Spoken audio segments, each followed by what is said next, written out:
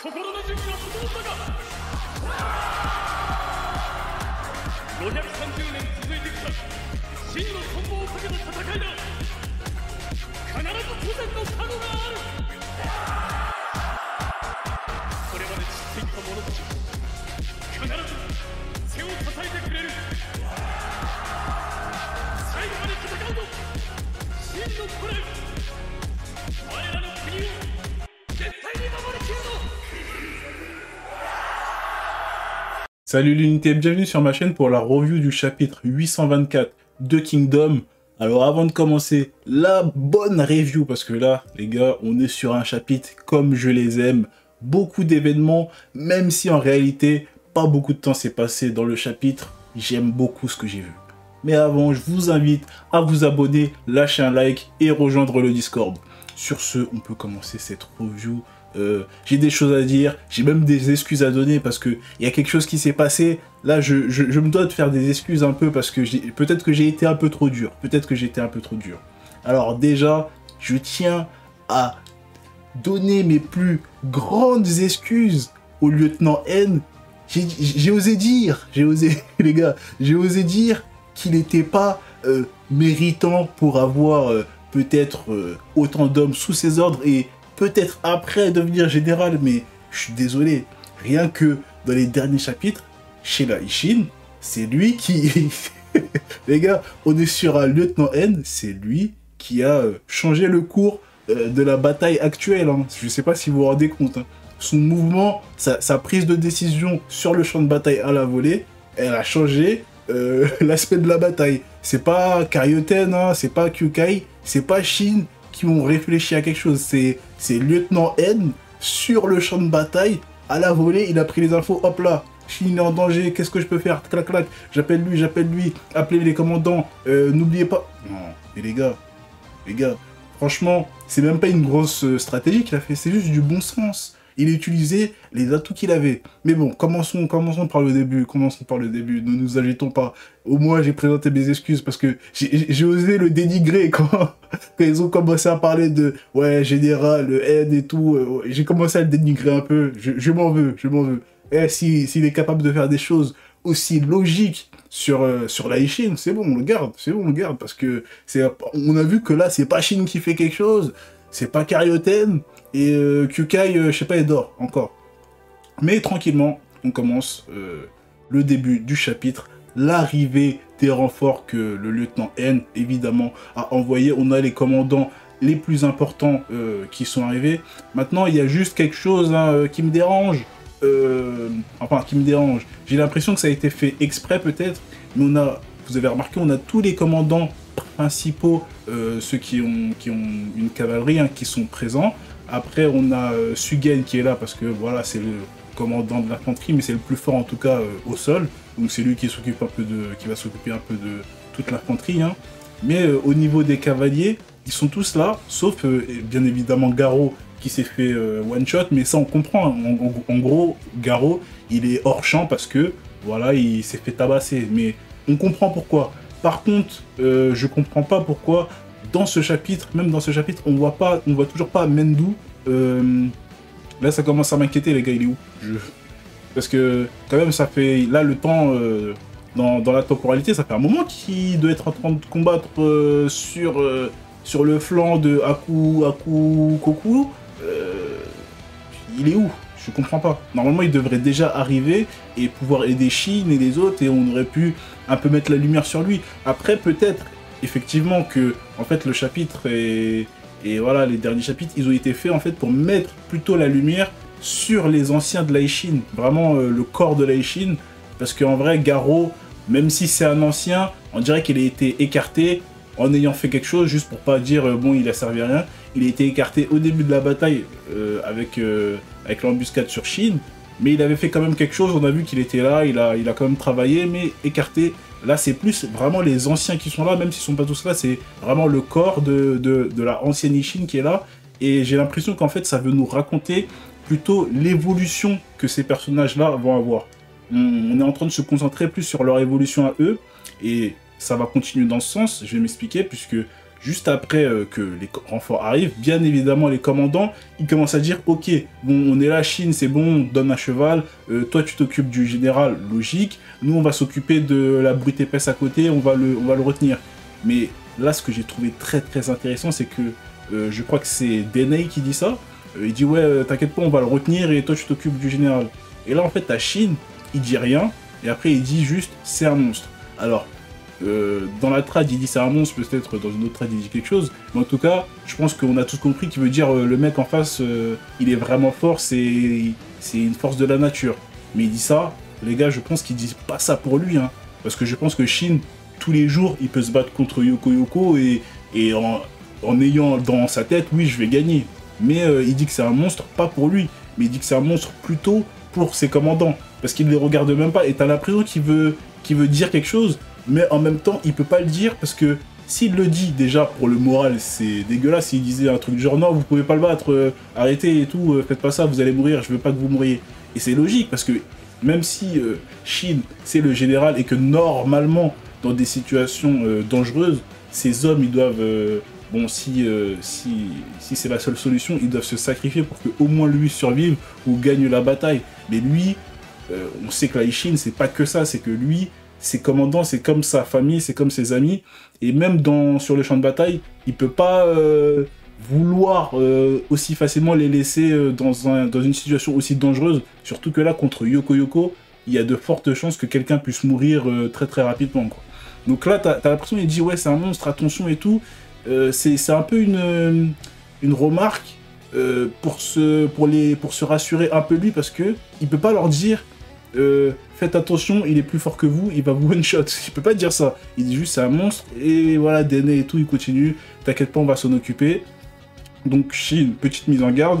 Après, bon, ils font leur duel, hein. On a une petite coupure, et là, franchement, là, c'est le moment le plus logique qu'on attendait depuis. Les gars, depuis quand on n'a pas vu Jin et Tan, les gars, c'est ouf, on les a pas vus depuis. Bon, là, on a Jin qui est devenu commandant. Donc même, les gars, franchement, sur un chapitre comme ça, voir que Jin, il commande un peu ses hommes, ses archers, il fait pas grand-chose. Franchement, là, ce qu'on a eu, franchement, ça me suffit. Il parle de Karyuten m'a dit, je dois tenir cet endroit, cette zone. Si on réussit à bien tenir, bah, on ne pourra pas se faire renverser, etc. Franchement, c'est suffisant. Pas besoin de le faire voir faire des trucs incroyables tout le temps. Juste voir que les persos, ils sont là, ils font des choses et ils aident en fait à la Shin, parce que parfois t'as l'impression que c'est juste voilà, Shin, allez, vas-y, démerde-toi. Et là, on sent que il y a quelque chose derrière, il y a un mouvement, il n'y a pas que Shin qui fait quelque chose, ou Karyuten qui se trompe, ou Kyukai qui réfléchit à des choses. Là, on sent que la Shin, elle réagit en fait à tout ce qui se passe. Et ça, les gars, j'ai surkiffé de voir tous les commandants un peu, leur réaction, Lieutenant N qui réfléchit, Sugen qui prend des décisions, ouais, bon, il y a une infanterie qui arrive, on doit tenir cet endroit, on a les cavaliers de la Shin, les vétérans, ils disent, bon, lui, on va se le faire. C'est les choses que j'aime bien, surtout que là, en fait, on est dans une situation où il y a de quoi faire. Ça veut dire qu'il y a le général en face, et il y a le Yoko que Shin ne peut pas prendre les deux en même temps. C'est vraiment chaud de faire ça quand même. Donc voilà, on a un peu de lumière sur les commandants. Donc juste pour revenir aux archers, bon, t'as Jin, il s'occupe de ses archers et il dit ouais non je peux pas rejoindre les renforts, etc. Tan, vas-y.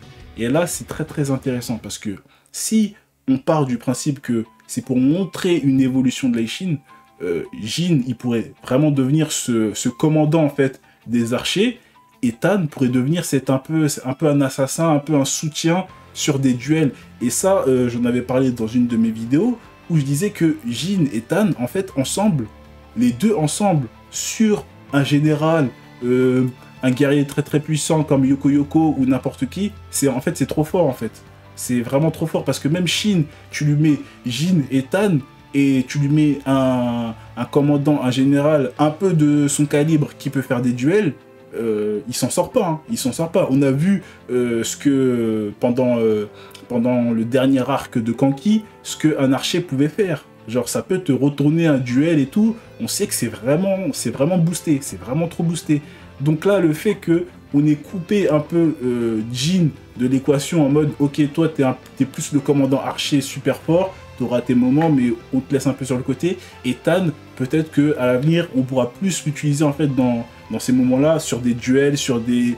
On va tuer ce commandant, on va tuer ce général. Et là, ça peut devenir très très intéressant, parce que ça pourrait permettre en fait à d'autres personnages que Shin de faire des duels contre des mecs comme Yoko Yoko, comme on peut le voir ici. Parce que franchement, on sait très bien que si Shin, il fait un combat, les gars, si Shin, il fait un combat contre n'importe qui, déjà, il a quasiment toutes les chances de gagner, hein, on le sait très bien, déjà avec sa force et le scénario, mais de base, c'est déjà quasiment, voilà, si c'est juste un 1v1 sans truc extérieur, c'est déjà quasiment gagné pour lui. Tu lui rajoutes Jin en plus, c'est boosté. Tu lui rajoutes Jin plus Tan, c'est boosté, il a gagné de base. Mais si il y a plusieurs adversaires en fait sur le champ de bataille et qu'il ne peut pas s'occuper de tout le monde, là c'est très intéressant de ramener les archers dans l'équation pour aider des persos qui sont moins forts comme les Denyu, les Dene sur des duels comme ça. Comme ça on pourra au moins justifier le fait qu'ils ne meurent pas directement face à des forces de la nature et qu'ils puissent les tenir, voire même peut-être à l'avenir quand des Garou auront évolué, les tuer. Et là, ça peut devenir une Ishin vraiment, vraiment très très puissante et vraiment très très stylée et qui se repose pas que sur Shin qui fonce dans le tas et qui découpe des têtes. Et là, on va surkiffer. En tout cas, moi je vais surkiffer quand ça va arriver. Et les gars, ça c'est ce que j'aime. Donc voilà, on a Tan qui y va. Ensuite, on voit la ténacité en fait de la Ishin, les commandants. On voit un peu toutes leurs réactions, Sugen, Denyu, Dene, le lieutenant N qui prend des décisions. Franchement, les gars, je suis désolé, hein, N, c'est masterclass. Hein. Vraiment, il m'a fait surkiffer ce chapitre. Les derniers chapitres, j'ai aimé parce que voilà, il a pris des décisions.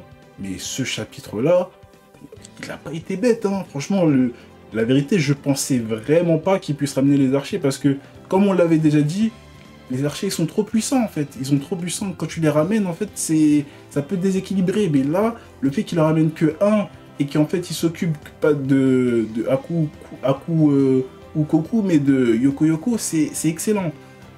Donc là on va voir en fait le duel des commandants contre Yoko Yoko, évidemment ça se passe un peu mal pour eux, mais ils tiennent, ça va, et juste un petit truc, on va dire, voilà, on va se calmer sur ça. Un petit moment, Dene, il est derrière Yoko Yoko, il a une lance, et il le transperce, voilà, il lui met un petit coup d'aiguille, et il dit quoi? Oh là là, c'est une armure lourde, mince. Non mais, s'il vous plaît, les gars, pas à nous, pas à nous. Donc, les gens, ils se permettent de découper des bustes de 10 mecs en une seule frappe, ça déchire les armures et les bustes en même temps, et là un mec Yoko Yoko qui est gros comme ça, un mec de la Ishin, un vétéran qui arrive derrière un mec comme ça, il n'arrive pas à percer une armure. Même tu me dis elle est faite en vibranium, j'y crois pas, je suis désolé, mais par derrière, coup de lance, il rentre même pas vraiment, il dit oh mince, c'est une armure lourde. Non mais arrêtez, s'il vous plaît. Même si, j'aurais même préféré qu'il rate, que Yoko Yoko il se tourne, que genre, il se prenne un coup de plein fouet et qu'il fait oh, genre j'ai pas mis assez de force. Oh, le truc il est dur, l'armure elle est dure, s'il vous plaît. Je sais que c'est pas Ouon avec sa lance, mais tout de même, on est dans Kingdom, transperce-le. Mais lui, il est raflure, il esquive un peu, s'il vous plaît. Mais me dites pas, c'est parce qu'il a une armure lourde, hein. Je suis désolé. Ça veut dire que Shin, il n'y a pas de souci, lui. Hein. Il découpe des bustes et des armures en même temps avec un seul coup. Et t'en as d'autres, ils peuvent pas briser une armure lourde, quoi. Un coup de plein fouet. S'il vous plaît. Bon, petit aparté, mais bon, je tiens à le souligner parce qu'il faut dire, les gars, faut dire les choses, là. faut dire les choses, quand même, Mais bref, en tout cas, au moins après, il se prend un bon coup dans la tempe. Normalement, il devrait être mort sur un coup comme ça. Là, c'est son crâne, là, c'est un perso lambda, son crâne, il explose. Mais bon, tranquille. Dene blessé. Et là, t'as Ishin qui se retourne, il a chaud, tout le monde crie. Et là, au moment où il va se prendre le coup de la mort, on a Tan qui arrive avec quelques coups de flèche pour le sauver et qui transperce également la main, enfin le bras de Yoko Yoko. Voilà. Et là, clairement, on a un moment très très intéressant, encore une fois, pour prouver en fait l'évolution des commandants de l'Aishin. C'est que là, t'as Tan qui tire et tout et qui dit ouais bon, je vais, il y a les Dene et tout, ils disent ouais non, va aider maintenant Shin et tout, tout ça. Mais Shin, il fait confiance à ses commandants, mais il sait très bien que clairement, si Tan à ce moment-là, il aide pas les commandants, Dene il meurt et sûrement Denyuke à côté, il meurt juste après quoi. Donc là, c'est clairement un manque de confiance un peu. C'est un peu un manque de confiance, mais en même temps, c'est logique parce qu'il veut pas les voir mourir et il veut pas voir ses commandants mourir pour rien. Enfin, pour rien, mais vous avez compris, quoi. Si lui, il arrive à tuer Aku Koku et que ses commandants, ils meurent, Shin, il va pas se sentir bien. Hein. Il va pas se sentir bien. Donc, il préfère même risquer que son combat à lui soit un peu plus difficile, hein, plutôt que, voilà, ses commandants, ils meurent. Donc, il dit clairement à Tan, non, vas-y, toi, occupe-toi avec de Yoko Yoko avec les commandants, même si les commandants ils étaient pas d'accord, bon, ils font leur combat, et là ça paraît beaucoup plus équilibré. Ça paraît beaucoup plus équilibré. Même s'ils le tuent pas, je pense que là avec Tan dans l'équation, ils pourront le tenir le temps que Shin et Aku ou Koku finissent leur combat. Et là, bien évidemment, on finit sur le duel entre Shin et le Aku. Clairement, Shin, bah, il prend l'ascendant et ensuite Aku reprend l'ascendant. Mais là, j'ai plus l'impression que sur les dialogues, parce que Aku ou Koku, au départ, c'est pas quelqu'un de bavard. C'était pas quelqu'un de bavard. Et là, j'ai l'impression que justement, avec ces dernières phrases, oui, j'ai Shin qui dit oui, non, moi j'ai la volonté de grand commandant, etc. J'ai affûté ma lame, etc. Et là, t'as Aku qui dit non, mais si on parle de volonté, c'est moi en fait, j'ai plus à perdre que toi. Et bien évidemment, lui s'il perd son état, il est détruit. Donc, Aku, il perd pas sa volonté. Et j'ai l'impression que dans les prochains chapitres, ça va pas se terminer si vite qu'on le pense, parce que je pense qu'il y aurait une partie dédiée en fait à montrer la volonté de Han à ne pas perdre. Parce que vu le dernier dialogue, on va avoir peut-être des petits dialogues entre Shin et Aku Koku, ou bien ils vont nous montrer tout simplement la volonté des soldats de Han à ne pas perdre. Et là, ça peut faire vraiment ralentir en fait la fin de cette bataille. Mais bon, pourquoi pas. En tout cas, je pense pas que ça va durer très très longtemps. Mais peut-être que cette partie va être rajoutée, parce qu'il faut bien qu'on nous montre que Han, bah, c'est leur dernière chance, quoi. Et montrer leur volonté, comme on a vu la volonté de Kin pendant la coalition. Donc il faut bien nous le montrer, hein. Sinon ça ferait un peu, ouais, bon, on leur passe sur la tête et on marche sur leur corps et après on va sur la capitale. Ce serait un peu rapide. Mais pourquoi pas. Bon, juste pour finir cette vidéo, les gars, elle est où Kukai, hein? Si quelqu'un sait où elle est, il faut lui donner un coup de téléphone. Ça commence à faire beaucoup. Alors c'est intéressant parce que dans les commentaires, j'ai eu des commentaires, apparemment il y en a qui disent que peut-être qu'elle, on va dire, elle garde son armée pour la suite, etc. Mais je sais pas en fait, j'y crois pas à cette théorie. Je pense que les gars, franchement, si on la voit pas, j'ai l'impression qu'on va pas la voir dans cette bataille. Enfin, en tout cas dans cette partie de la bataille. Parce qu'en fait, si elle se ramène, ce serait beaucoup plus facile, tout simplement. Les gars, j'ai vraiment l'impression que c'est ça, en fait. Parce que si Kukai vient, il n'y a plus besoin des commandants, tout simplement. Genre, même si Kukai, elle vient toute seule, sans soldat avec elle, elle s'occupe de Yoko Yoko ou à l'inverse de Aku ou Koku. Donc, j'ai envie de te dire, t'as pas besoin de tout le tralala des commandants qui ramènent des renforts, qui ramènent Tan, etc. Et je pense que c'est là la vraie preuve qu'on n'aura pas Kukai, en tout cas sur cette partie de la bataille. Et même si les gars, elles venaient, à ce niveau-là, ça me dérangerait, puisque ça veut dire qu'elle va voler la vedette au commandant de l'Aishin, ce que je trouve pas une bonne idée dans le scénario, vu comment les commandants ils ont été amenés et comment on est en train de les voir évoluer sur le feu de la bataille. ce serait vraiment, voilà. Bon, je pense qu'on l'a écarté, mais c'est dommage parce qu'on aurait pu nous mettre un général lambda qu'on connaît pas, et t'as Kyukai qui lui arrache la tête à la fin. Genre, ça coûte rien, ou bien, ou bien peut-être que j'en demande trop, mais vous avez compris ce que je veux dire, parce que là, j'ai l'impression que la bataille, les gars, elle va se finir, et que Kyukai, on l'aura pas spécialement vu. On l'aura pas spécialement vu. Peut-être que je me trompe, j'espère me tromper, les gars. En tout cas, si vous avez des théories sur la suite, dites-les moi en commentaire, je lis tout. N'oubliez pas de liker la vidéo et vous abonner, les gars. Mais si quelqu'un, comme je l'ai dit encore, hein, si quelqu'un a un numéro de Kyukai, je prends.